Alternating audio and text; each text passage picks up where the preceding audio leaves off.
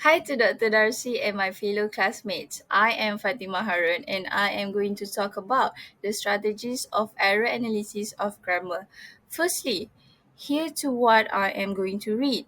How can we become a lawyer? How can we become an accountant? How can we become a doctor if we are not? So, as I'm reading the sentence aloud, you may find that the sentence sound repetitive and unpolished. So, in the sentence, they are redundancy. Thus, here is the first strategy for correcting error analysis, that is to read out aloud so that we could catch any grammar mistakes, or we could read out loud to someone else that can be helpful in evaluating if we have used the correct grammar rules.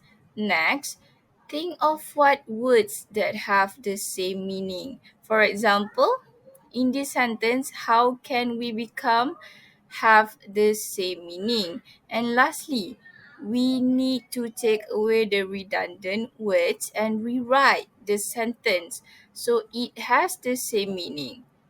Here, I will take away the other two, how can we become, and add a conjunction or.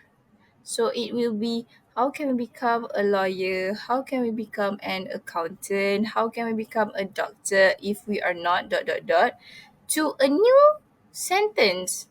How can we become a lawyer, an accountant, or a doctor if we are not?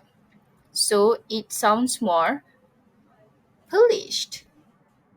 Next, I am sorry if this issue is sensitive to some people, but I think that dot dot dot.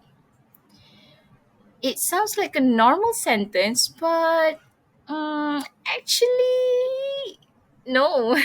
Why? Because this sentence is actually containing two clauses which cannot stand alone. They need to have each other. Like this sentence, the underlined red sentence is an independent clause, and the other sentence, the underlined blue sentence, is dependent clause. So, what do we need to add? Punctuation, a comma between them. So the sentence from I am sorry if this issue is sensitive to some people, but I think that dot dot dot, to a new sentence. I am sorry if this issue is sensitive to some people, but I think that dot dot dot. Thus, the strategy here is to always to look at the right part of sentences when correcting grammatical errors. For example, when checking for run-on sentences like the previous sentence.